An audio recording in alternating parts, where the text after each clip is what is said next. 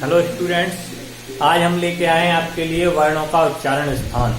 कैसे हम पता करते हैं कि कौन सा वर्ण किस उच्चारण स्थान से बोला गया है और इसका क्या नाम है, तो जान लेते हैं। मैंने एक टेबल बनाई हुई है, इसके लिए हमें एक बेसिक नॉलेज जाननी है। पहले जितने भी हिंदी में आपने पढ़े स्पर्श व्यंजन क वर्ग, ट वर्ग, च वर्ग, हम उन वर्गों को यहाँ पर क वर्ग को से, च वर्ग को चो से, ट वर्ग को तो से, पा वर्ग को पो से आदि हम छोटे ऊ की मात्रा लगाकर व्यक्त करेंगे।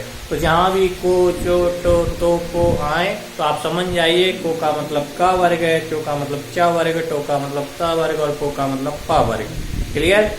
तो मैंने यहाँ कुछ सूत्र लिखे हुए हैं, उससे हमें बड़ा आसानी से क्लियर याद हो जाता है कि कौन सा है। तो देखेंगे, सबसे पहला मेरा सूत्र है क्रम संख्या, उसके बाद मैंने सूत्र लिखा है, उसके बाद मैंने उच्चारित वर्ण लिखा है कि उस सूत्र में कौन कौन से वर्ण आते हैं, और उसके बाद मैंने लिखा है उच्चारण स्थान। तो उच्चारण स्थान कौन सा है ये सब जानेंगे। कैसे जानेंगे तो देखेंगे ध्यान से। सबसे पहले मैंने सूत्र लिखा है आपको ह विसर्जनीय नाम कंठा। तो समझ लीजिए आपको ह विसर्जनीय नाम कंठा, तो इसमें सबसे पहले आ रहा है, तो हमें क्या लिखना है? अ और आ जितने भी प्रकार के अ और आ होते हैं वे सभी आ जाएंगे। इसके बाद आ रहा है इसमें को का मतलब है क वर्ग, पूरा क वर्ग आएगा। तो क वर्ग में कौन कौन से आते हैं वर्ण? क, ख, ग, ख ग, घ, क ग घ, ग। ठीक है, 4 हो गए, 1 2 3 4 5 हो गए। उसके बाद आता है विसर्जनीय को ह, क वर्ग हो गया, क के बाद आएगा ह के बाद आएगा विसर्जनीय नाम यानी विसर्ग। विसर्ग कौन सा होता है? इसके पीछे 2 बिंदियां आती हैं। विसर्जनीय नाम कंठा। तो क्लियर हो गया कौन कौन से आते हैं इसमें? आ, क, ख, ग, घ, और विसर्ग। अब नीचे आ रहा है यहाँ कंठ। मीन्स ये जितने भी वर्ण हैं हमारे वो किससे बोले जाते हैं? कंठ के द्वारा। तो इसीलिए इन्हें कंठ वर्ण कहा जाता है। क्लियर? नेक्स्ट चलते हैं इच्छु यशानाम तालु। इच्छु यशानाम तालु, देखिए दूसरा सूत्र लिखा हुआ है हमारा इच्छु यशानाम तालु। तो ए में क्या हो गया आपका? दोनों ई आगे, छोटा ई, बड़ा ई, और जितने भी प्रकार के होते हैं ई सभी आ जाएंगे। ये अ और 18 प्रकार के होते हैं टोटल। क्लियर? वैसे आपको पढ़ने के लिए कहीं मिलेंगे नहीं, वेदों में लिखा हुआ, वेद में कहीं कहीं मिल जाते हैं देखने के लिए। टोटल 18 तरह के होते हैं। इसमें ज्यादा ध्यान मत दीजिए कि कितना है, को शायद ही कोई बता पाएगा 18 तरह से कैसे बनते हैं। ए ई, उसके बाद आ रहा है चो का मतलब है पूरा का पूरा चा वर्ग। तो चा वर्ग में हम लिखेंगे च, छ, ज, झ, य। क्लियर? ए हो गया, च हो गया, च का मतलब चो का मतलब है च वर्ग पूरा, ए ई च छ ज य। उसके बाद आ रहा है यशानाम तालु। यशानाम तालु का मतलब है इसमें य और श भी शामिल है कि नहीं? य और श नाम तालु। इन सबको क्या बोला जाता है? तालव्य। कहां से बोले जाते हैं? तालु के द्वारा। तो क्लियर हो गया? नेक्स्ट चलते हैं, हमारा तीसरा सूत्र है रेटो रसाणाम मूर्धा। रेटो रसाणाम मूर्धा, ये ए और ई भी 18 प्रकार का होता है, 18 तरह के होते हैं। क्लियर? नेक्स्ट चलते हैं हम रेटो रसाणाम मूर्धा। तो रेटो रसाणाम मूर्धा, रे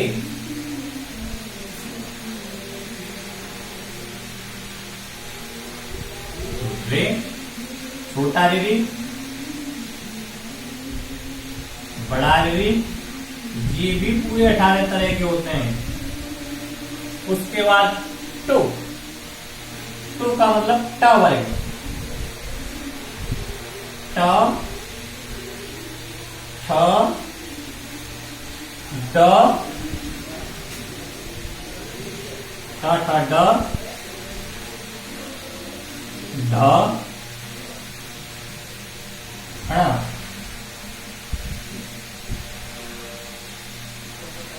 क्लियर? रे हो गया तो टावर हो गया, र और श।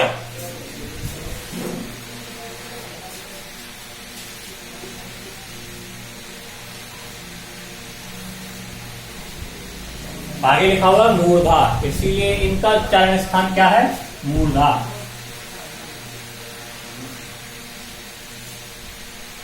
नेक्स्ट चलते हैं हम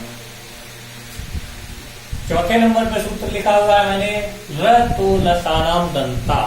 तो जानेंगे र तो लसानाम दंता, दंता मीन्स दांत, जो दांत के द्वारा बोले जाते हैं, इसीलिए इनको दंत वर्ण कहा जाता है। तो जानेंगे पहले र तो लसानाम दंता। तो कौन कौन से वर्ण आ रहे हैं इसमें?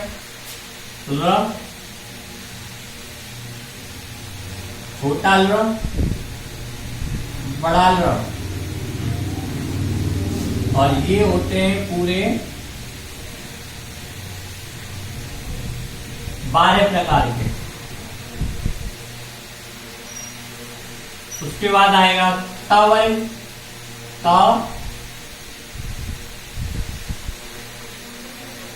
थ, द,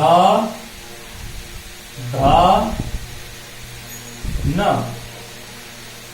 क्लियर हो गया? र हो गया तो का मतलब ता वर्ग हो गया। नेक्स्ट आ रहा है ल शा नाम दंता, ल और श, ल और श।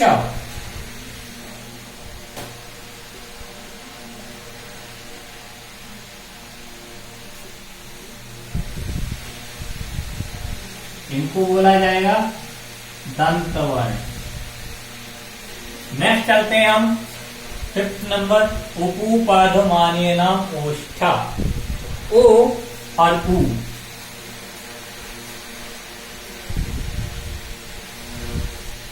ओ और उ भी टोटल 18 प्रकार के होते हैं। किसी भी प्रकार का ओ और उ आ जाए इसी के अंदर आएगा।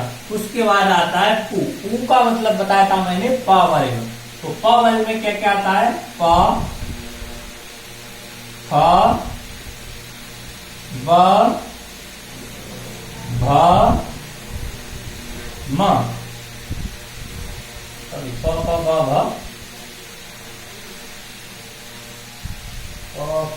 भ, म, यही होते हैं।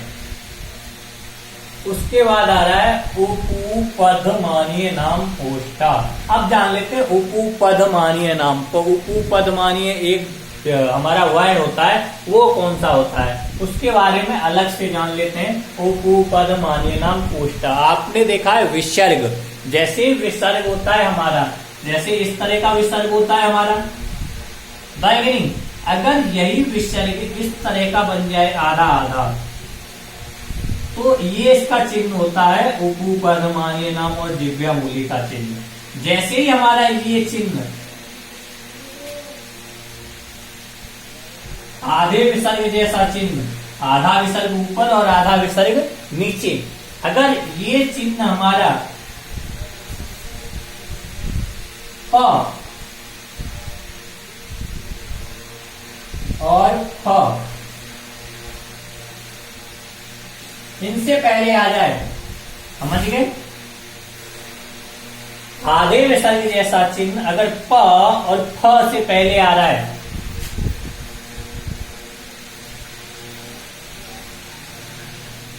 तो उनको बोला जाता है उपदमानीय।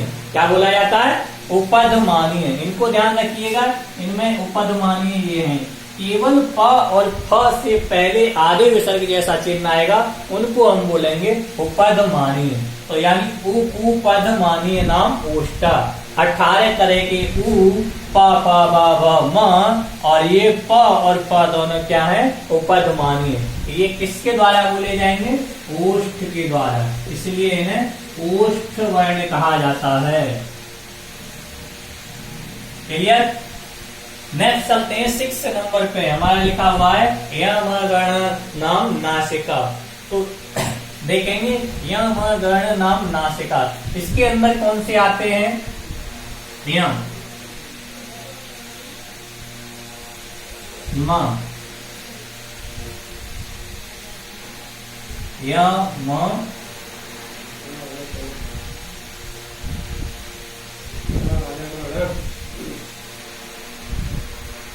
यम, एक मिस्टेक आ रही है, माँ डबल भी, यम, ग, ण, यम, गण, न।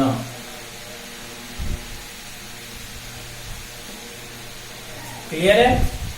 यम, गण, न, इसके अंदर ये वर्ण आते हैं और इनको हम बोलेंगे नासिका, नासिक्य। नाक के द्वारा, नाक के द्वारा बोले जाते हैं ये सभी। नेक्स्ट आता है हमारा ए देतो कंठ तालु, यानी ए देतो, यहाँ जो देतो है इसकी इत संज्ञा होती है, यानी इसको नहीं बोला जाता। तो यहाँ ए का मतलब है आपका छोटा ए और आपका बड़ा ए, ये दोनों कैसे हैं? कंठोष्ठ, कंठोष्ठ, इनको कंठोष्ठ के द्वारा बोला जाएगा। 8 नंबर पे आता है हमारा ओ दो तो पंच तालु। तो यहाँ दो तो की संज्ञा है, इसीलिए हम यहाँ ओ और औ, इनको हम बोलेंगे कंठो, सॉरी पहले कंठ तालु थे,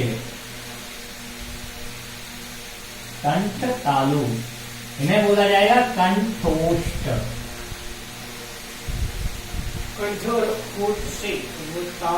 कंठोष्ठ, कंठ और तालु के द्वारा बोले जाते हैं मिलकर, और ओ और औ कंठ ओष्ठ के द्वारा बोले जाते हैं। नेक्स्ट 9 नंबर पर आता है वकारस्य दंतोष्ठ। वकारस्य में केवल व आएगा और वह हमारा दंतोष्ठ, यानी दांत और होठ दोनों के द्वारा मिलकर बोला जाता है, इसीलिए इसको हम बोलते हैं दंतोष्ठ। क्लियर? नेक्स्ट आता है हमारा जिह्वामूल्यस्य जिह्वामूलम, यानी जो हमारे जिह्वामूल्य हैं उनको हम जिह्वामूलम बोलते हैं। तो आप जानेंगे, जैसे हमने उपपदमान्य के बारे में जाना था, आधे विसर्ग जैसा चिन्ह प और फ से पहले आ जाए तो उनको उपपदमान्य बोला जाता है। अगर जिह्वामूल्य कब बोलेंगे? अगर हमारा यही आधे विसर्ग जैसा चिन्ह, यही आधे विसर्ग जैसा चिन्ह क और आधे विसर्ग जैसा चिन्ह ख इनसे पहले आ जाए तो इनको हम बोले जिह्वामूल्य, जिह्वामूल्य बोलते हैं। इसीलिए इनका जो उच्चारण स्थान है वो है जिह्वामूलम।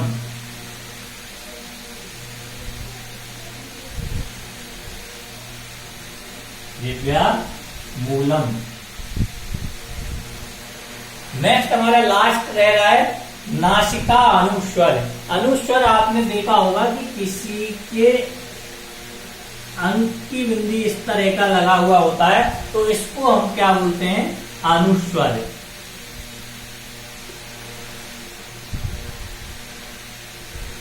अनुस्वर, नासिका अनुस्वर, तो इसको नासिका के द्वारा ही बोला जाता है, नासिका। तो क्लियर है? आज की वीडियो में इतना ही काफी। इसको अच्छे से याद करेंगे, आगे इनका बहुत यूज होगा। धन्यवाद।